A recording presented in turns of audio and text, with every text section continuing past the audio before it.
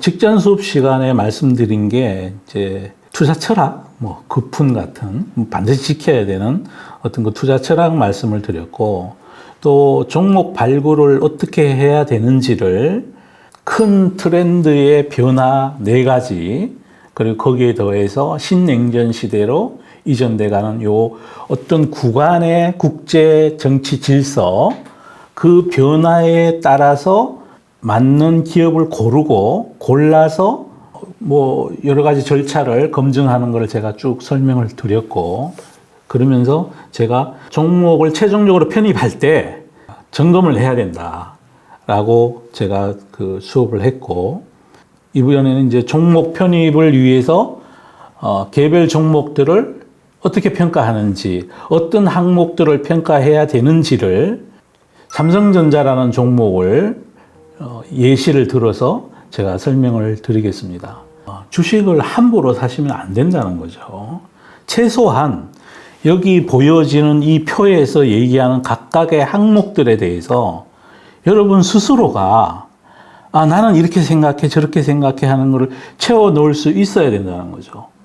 이 다를 못 채워 넣으면 최소한 이거에 절반 정도라도 스스로 만들어 보고, 꼭 이름표를 안 만들어도 되는데 여기 있는 컨셉들을 머릿속으로라도 상상을 하신 다음에 이 회사가 좋다 나쁘다 내가 살만하다 라고 판단이 들어야 그때 편입을 하셔야 된다는 거죠. 누가 방송에서 이거 좋대, 오늘은 이거래, 누가 A 주식 오르는데 같은 테마 중에 얘는 안 올랐으니까 얘 사면 먹을 거야, 그거는요 투자가 아니에요. 그건 투기하는 거고, 그거는 자산으로서의 성격을 못 갖게 하는 거예요. 조금만 내리면 팔고 싶어지게 만드는 거거든요. 여러분이 한 번씩 주식을 매도할 때마다 세금 나가지, 수수료 나가지, 그거 1년 내내 모아 보면요, 모르긴 해도 그 돈이 번 돈보다가 훨씬 클걸요. 그렇게 투자를 해서 어느 날은 5% 먹고 어느 날은 3% 먹었는데 어느 날은 막 들고 갔는데 다음날 미국 시장이 내려서, 여러분 또 미국 시장 내리면 무조건 팔고 싶어 하시잖아요. 더구나 팔고, 그걸 몇 번 반복하다 보면 잘한 추억도 좀 있을지 몰라도 그걸 계좌 전체로 1년을 지나고 보면 남는 게 없어. 당구장 주인만 배가 불러. 그걸 피하기 위해서는 제가 종목 발굴을 어떻게 해야 되는지, 또 리스크 관리를 어떻게 해야 되는지 이전 시간에 말씀을 드렸고, 최종적으로 종목 편입을 위해서는 이 정도는 생각을 해야 된다. 자, 항목을 하나하나 설명드리겠습니다. 첫 번째, 이제 투자 컨셉. 5가지 변화 중에 도대체 얘는 내가 무슨 변화를 바라고 내가 이걸 편입하는 건지, 1년, 10년 뒤에 이 회사의 앞날이 어떨 것 같다는 어떤 기준 때문에 무슨 변화가 얘의 주가를 추동할 건지, 그거를 미리 생각해서 여기 집어넣어야 된다. 이게 제일 첫 번째로 해야 되는 거죠. 자, 그러면 삼성전자는 기술 변화의 천명입니다. 그죠? 세상에 변화하면 아까 챗 GTP가 막 늘어나고, 각 기업들이 다 한다 그러면 그게 문화도 변화시키는 거예요. 세상을 소통하는 방식이 달라지는 거고, 검색하는 방식이 달라진 기술의 변화, 문화의 변화하고 관련이 있는 거예요. 이 회사의 펀더멘탈이. 그리고 최근에 나타나고 있는 신냉전 시대라는 정치 지형의 변화. 근데 요거는 조금 생각해 보셔야 되는 게, 어느 날 덜커덕 합의될 수도 있는 거겠죠. 그래서 앞에 있는 기술의 변화, 문화의 변화랑은 차원이 다른 인간이 만든 약간 그 정치인들이 만들어가는 그런 변화인데, 어쨌든 무슨 변화가 얘를, 이 삼성전자 주식을 앞으로 좋게, 이 이익을 좋게 만들 거냐, 그걸 반드시 생각하셔야 된다는 거죠. 그 다음 두 번째, 그게 정해졌으면 경영자 능력을 봐야 된다는 거죠. 이거 너무 중요합니다. 정말 경영자가 왜 중요하냐면, 경영자가 그 기업의 재무, 인사권 다 가지고 있습니다. 돈을 어디에 투자할지, 어떤 사람을 뽑을 건지, 뛰어난 사람이 밑에 많이 있으면 유비 밑에 제갈공명이 있고 막 그랬지 않습니까? 유비가 더 훌륭합니까? 제갈공명이 더 훌륭합니까? 제갈공명을 상고철회에서 뽑아온 유비가 더 훌륭한 거죠. 결과적으로 보면. 그게 경영자 그레이 된다는 거죠. 그래서 경영자가 너무나 중요하다는 거죠. 또 경영자는 세상의 변화를 읽어야 돼요. 바로 위에 얘기했던 기술이 어떻게 변하고 문화가 변하고 세계 정치 진영이 이렇게 되니까 나는 거기에 맞게 이 변화에 맞게 내가 회사의 자원을 인사와 재무 자원을 거기에다가 투입할래. 기술 개발을 이쪽 방향에 맞게 난 투입을 할 거야. 최종 결제는 누가 하느냐면 경영자가 한다는 거죠. 경영자가 너무나 중요하다는 거죠. 그래서 경영자를 모르는 기업은 여러분이 투자하시면 안 돼. 안 돼. 정말 안 돼. 아주 나쁜 경영자들 많이 있는데 제가 나쁜 얘기는 제가 이 일 하면서 하고 싶지 안 하겠다는 결심을 한 터라 나쁜 경영자 사례는 제가 말씀 안 드릴 건데 좋은 경영자보다가 나쁜 경영자가 훨씬 많습니다. 투자자 기준으로. 축구 잘하는 손흥민 또 뭐 이번에 또 잘하는 분 많았잖아요. 그 뛰어난 스타 플레이어에 나올 확률은 전체 축구 선수 중에 진짜 상위 5% 아니겠어요? 대한민국 상장된 기업의 경영자 중에 한 5% 정도만 뛰어난 분이고 나머지 분들은 뭐 밋밋하거나 혹은 뭐 아주 형편없거나 뭐 그렇단 말이죠. 그래서 여러분들께서 투자를 결심하실 때 경영자 능력을 아주 높게 평가해 봐야 된다. 그리고 경영자는 또 도덕적이어야 해요. 경영자는 또 이 기업을 어떻게든 살리기 위해서 계속 기업을 만들어야 되는 게 경영자의 주된 책무니까 경영자에게는 또 보호해야 될 세 가지의 집단이 있어요. 주주 이익을 보호해야 돼. 종업원의 이익을 또 보호해야 돼. 그리고 그 위에 고객의 이익을 보호해야 돼.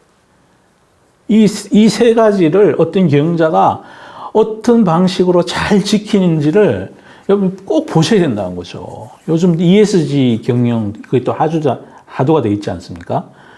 그런 걸 또 뭐 어떻게 대처하는지, 이 경영자가 너무 중요하다는 거죠.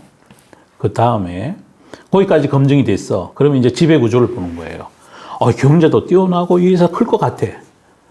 그런데 회사가 돈을 잘 벌면 뭐해? 나는 일반 투자자인데 나한테 돌아오는 게 없어. 계속 돈 버는 대로 회사 유보만 해. 배당도 잘 안 해. 그리고 또 자사주도 매입소 안 해. 나한테는 투자자인 나에게 무슨 의미가 있는 거예요? 나한테 돌려주지 않는데. 그렇다고 내가 내가 너네 주식 많이 갖고 있으니까 나 회사에 취직 좀 시켜줘. 그것도 전혀 시도 안 먹을 거예요. 주주 한원의 무리가 없어야 된다. 지배 구조가. 근데 여러분들 은행 산업 같은 경우에는 돈 무지 잘 벌어요. 제가 여러 번 말씀드리지만 PR이 3배야. 세상에나 엄청나게 싸게 그래. 그런데 지배 구조가 정부의 감독 하에 있는 거예요. 그러니까 이게 정부에서 금감원에서 혹은 금융위에서 너네들 돈 많이 버는데 그 이자 장사하지 말고 그리고 그 돈 번 거 다 사실 대한민국 국민이 벌어준 건데 그거 자꾸 대부분의 은행들은 외국인 지분이 50%가 넘어요. 너 그거 자꾸 배당 많이 하고 그러지 마라. 주가가 안 오르잖아요.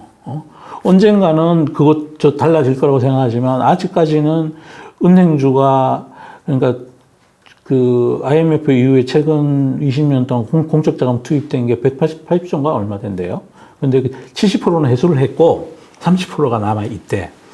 그게 그 공적 자금이 대우조선에도 들어가고 산업은행을 통해서 들어가는 거죠. 무슨 망하는 기업에 다 들어가는 거죠. 그리고 은행이 우리 산업의 하수 종말 처리장 같은 역할을 일부 하고 있는 거예요. 그러다 보니 그게 돈 넣을 때는 내가 이거 이렇게 은행 혼자 안 되니까 정부가 돈을 넣어주는 거죠. 예금 보험공사를 통해서. 그러다 보니 정부도 할 말이 있는 거죠. 내가 주식은 안 가지고 있는데 너네 오늘날에 이르기까지 내가 도와준 게 얼만데 내 말 잘 들어라. 그리고 또 너네 비즈니스는 국민들의 삶과 직결되니 너무 많이 폭리를 취하지 마라라고 주제를 하는 거죠. 그래서 이건 잘 보셔야 된다. 그러니까 지배구조가 내가 투자한 회사의 지배구조가 성장을 했을 때 나에게 거기에 맞게 충분히 돈을 돌려주는지 보셔야 된다 이거죠.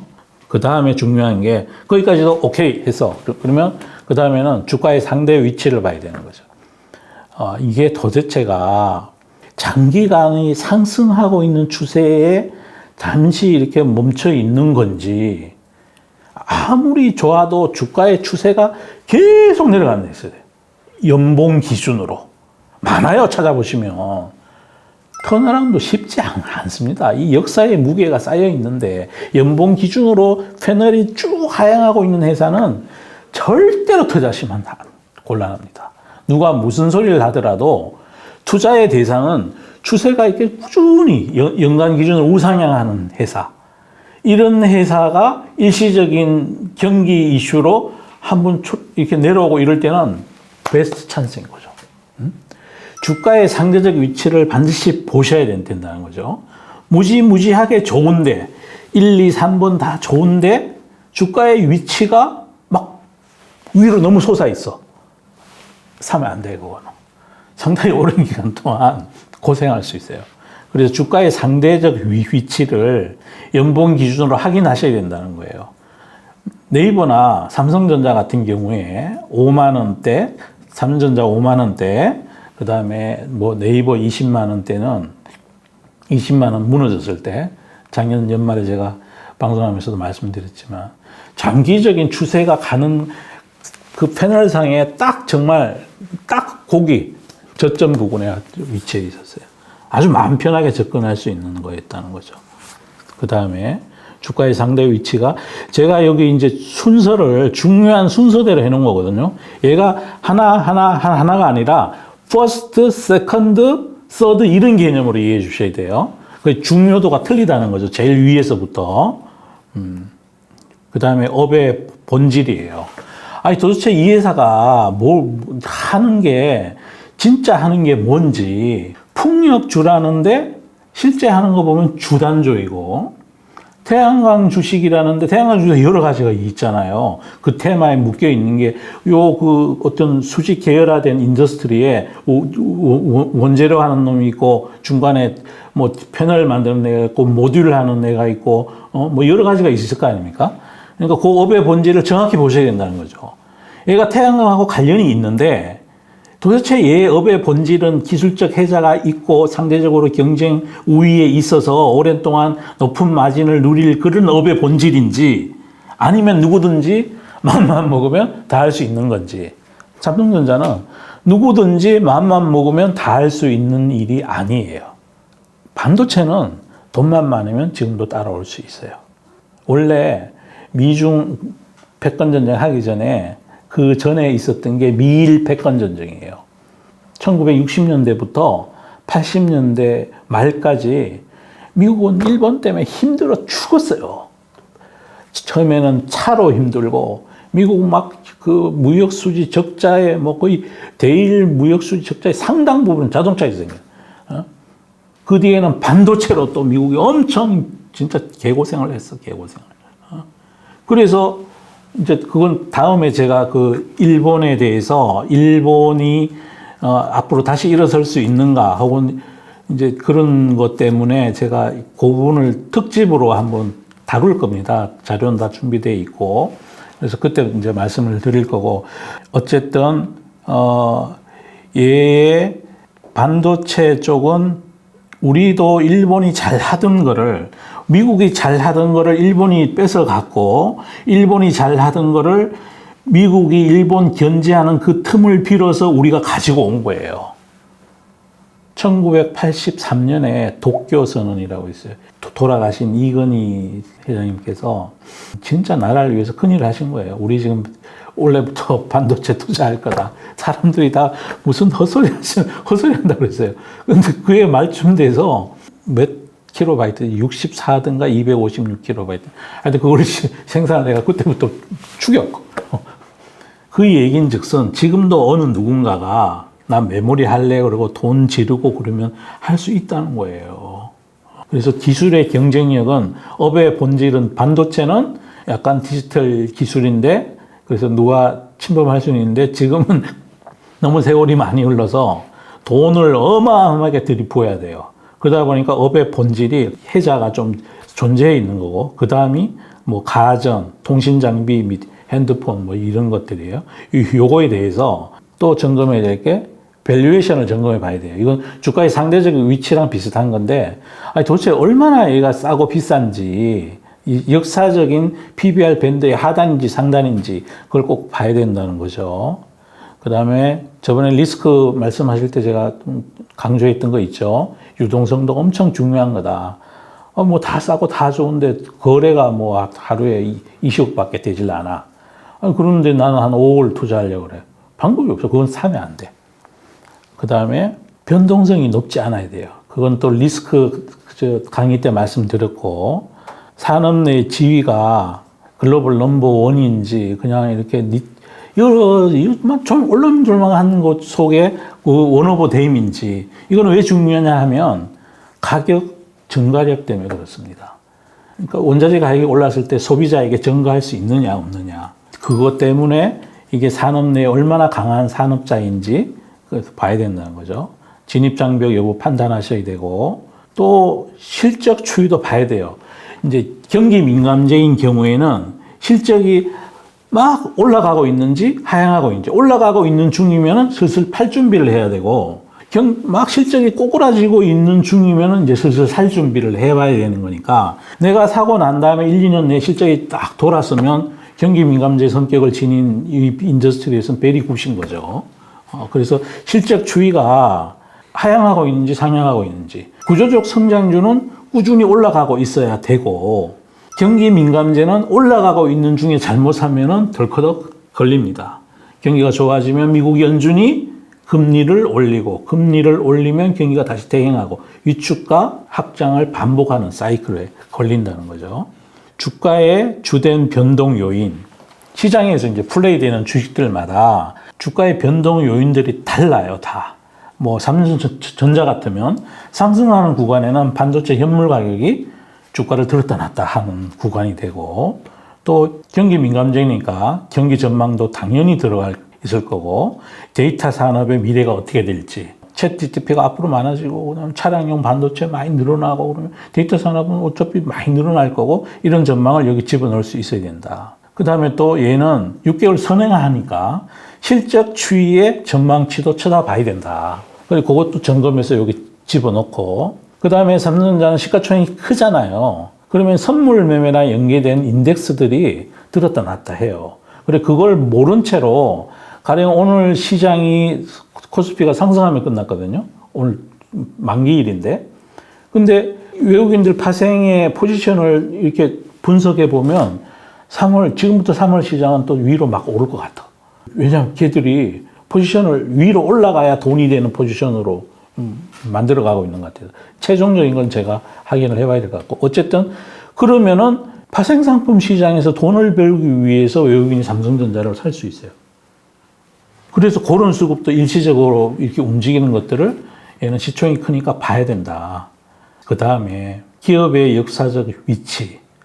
성장주는 S자 커브의 상단에 이르면 성숙되면 팔아야 됩니다.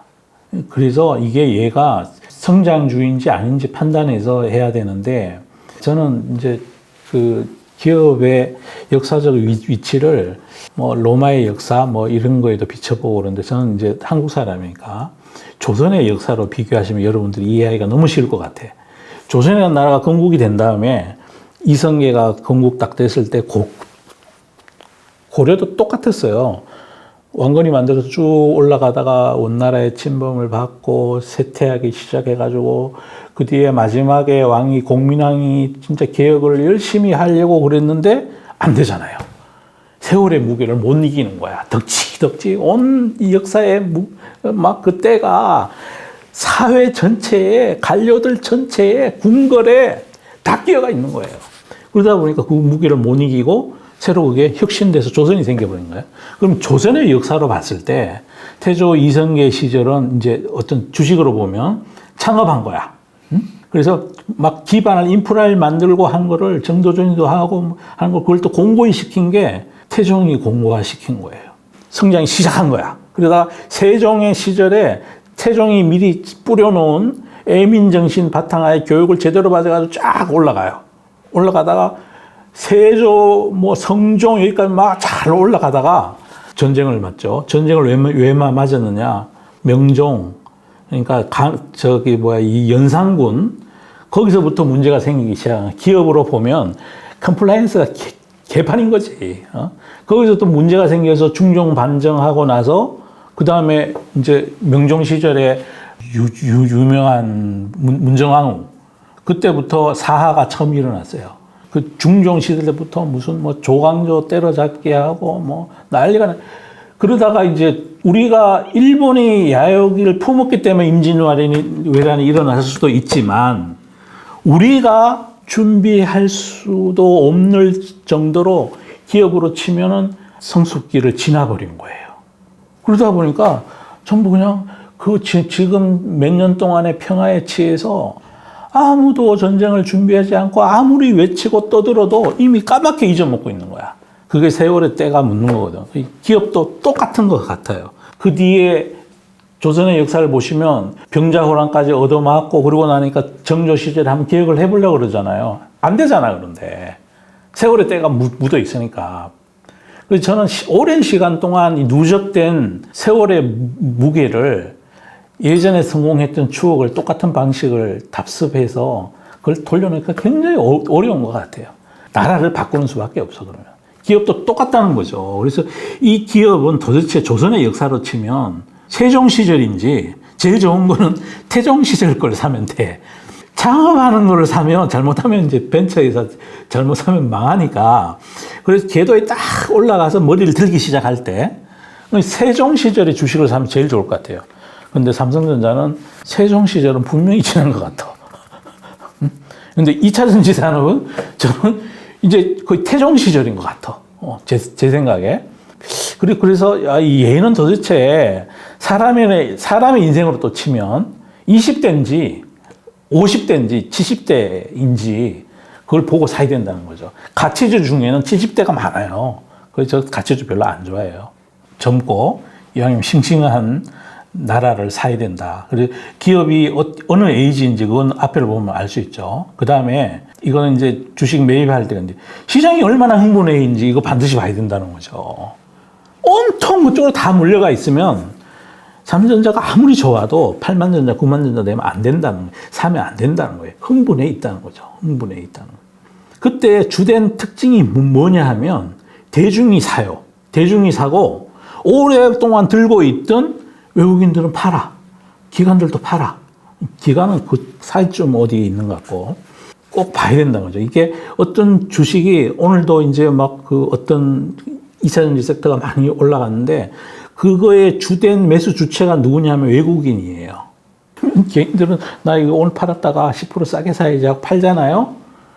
근데 그거 잘 안 내려와요. 왜냐하면 내일 또 살지도 몰라.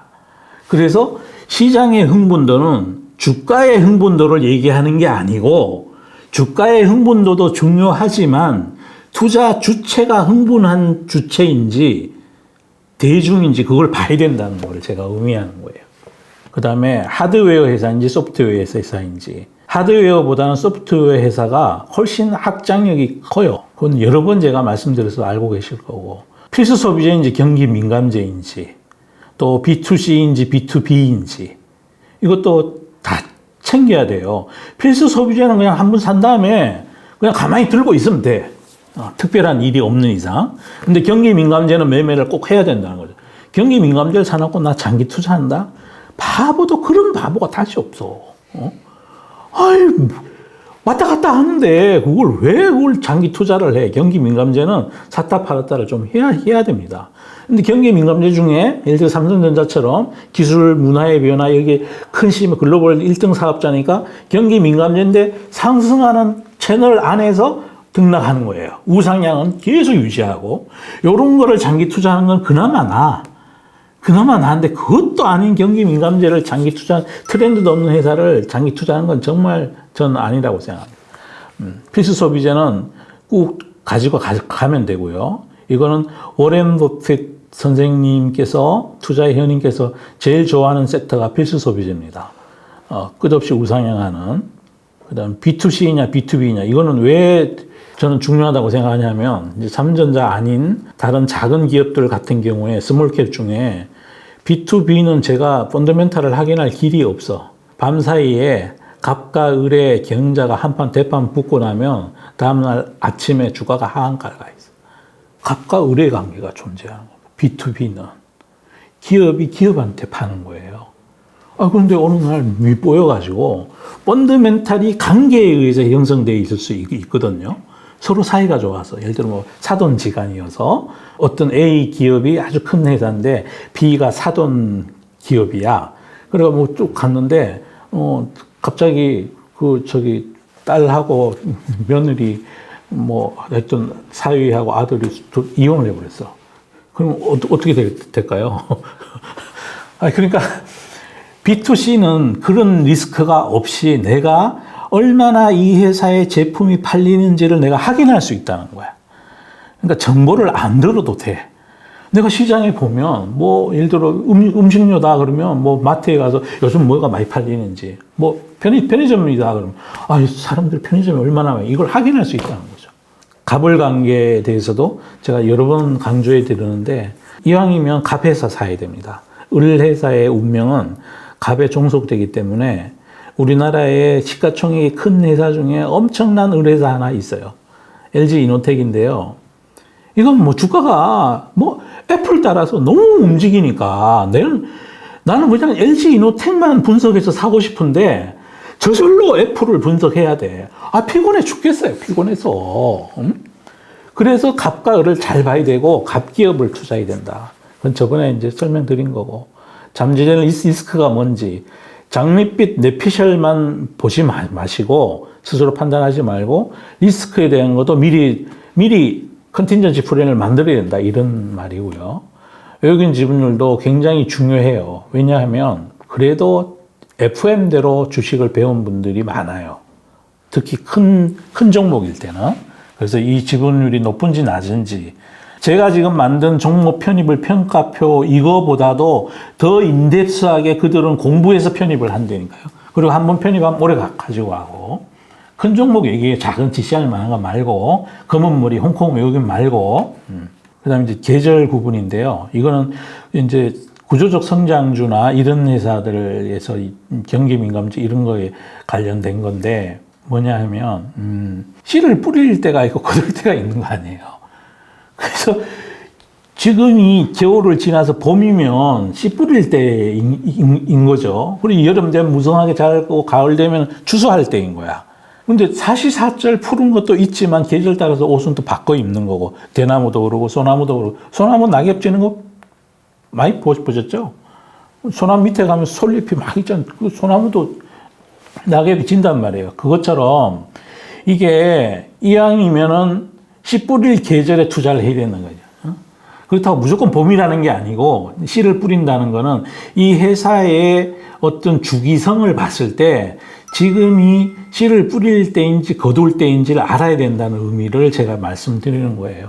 그래서 삼성전자는 제가 봤을 때 지금 그 씨를 뿌릴 시기인 것 같아요. 그러면 겨울을 막 지나고 있는 것 같다는 생각이 들고. 그래서 최종적으로 이건 편입하기 좋은 시기에 와 있구나라고 스스로 판단을 내려야 된다는 거죠. 리스크 관리. 상승하는 연봉상의 추세선을, 저는 기술적 지표를 별로 안 좋아하는데 연봉만은 철저히 봐요. 왜 그러냐면 연봉은 기업의 실력이거든요. 진짜 기업의 실력이라고. 나머지는 그냥 시장에서 장난 놓는 거일 수도 많아.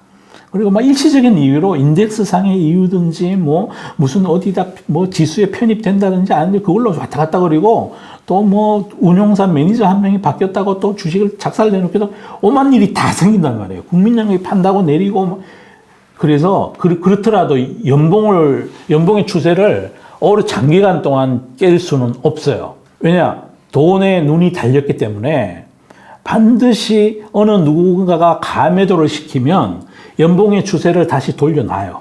기관 어느 누가 막 열심히 팔아도 외국인 사서 올려놓고 또 뭐 그 중에 기관 외국인 다 팔아도 개인들이 사서 올려놓기도 하고 연봉의 추세는 굉장히 중요하다는 거죠. 여러분 기술적 분석하실 때 그냥 이렇게 그 전문적인 트레이더 분 말고 그냥 장기 투자하고 생업이 있는 분들은 연봉만 보시면 돼. 연봉의 추세만 보시면 돼. 그래서 연봉의 추세가 살아있지 않는 기업은 투자하시면 안 되고 연봉이 추세 하단에서 내가 편입을 잘 했는데 어느 날 봤더니 세상이 막 변하고 그랬는데 6개월 이상 막 작년보다 음봉이 나는 거야. 그 추세선을 깨고 내려간다는 거죠. 그러니까 삼성전자로 치면 5만 3천 원을 밑으로 하회한 채 6개월 내내 밑으로 꼬라박고 있어. 그럼 팔아야 돼. 아무리 좋아도 팔아야 돼. 이건 일단 팔아놓고 보는 거야. 그렇게 매매하셔야 된다. 그런 리스크에 대한 관리를 여러분께서 반드시 해야 된다. 자기가 좋아하면 뭐예요? 남이 좋아야 주가가 오르지. 나 아닌 남이 좋아야 되는데 내가 좋아해서 뭐가 되는 거는 세상에 거의 대부분은 그렇게 돼요. 근데 주식만큼은 나 말고 다른 사람들이 좋아해줘야 돼. 그래서 리스크 관리를 반드시 해야 된다라는 거를 거듭 말씀드립니다. 이걸 다 안 하셔도 되는데 이 중에 중요한 위에서 이제 퍼스트 진짜 상당히 많은 부분 여기서부터 최소한 요쪽 한 정도는 공부를 하고 나서 사셔야 된다는 거죠. 그래야 장기 투자도 되고 쓸데없이 샀다 팔았다 하면서 당구장 주인한테 돈만 갖다 주는 일을 막을 수가 있어요. 처음에 잘 사야 정말 수줍게 조심스럽게 정말 잘 사야 많이 먹을 수도 있고 로스커스도 안 할 수 있고 리스크 관리도 훨씬 줄어들게 되고 그래야 여러분들이 성공 투자를 할 수 있어요. 그래야 시장이 막 흥분했을 때는 좀 팔 여유도 마음의 여유도 생기고 이런 거 없이 덥석덥석 누구 얘기 듣고 덥석 샀다가 오르면 좋다 그래 계산기 두드리다가 너무 많이 올라서 그러면 팔고 또 딴 데 아유 힘들어. 왜 그렇게 살아? 왜 인생을 주식 투자를 쉽게 하자고 주식을. 그러니까 주식 투자를 여러분들이 쉽게 하셔야 된다는 거죠. 이렇게 해서 하면 쉬워집니다. 오늘 수업은 여기까지 마무리 짓겠습니다. 종목을 최종적으로 편입할 때는 이런 그 앞서 설명드린 절차를 거쳐서 최종적으로 이런 표를 하나 만들어 봐서 스스로 점수를 매기고 그래서 나는 내피셜로 그냥 잘 될 거라는 생각만 하지 마시고 얘는 경기 민감제니까 언제 되면 나 팔 거야 이런 생각을 미리 계획해 놓고 하셔야 된다는 거죠.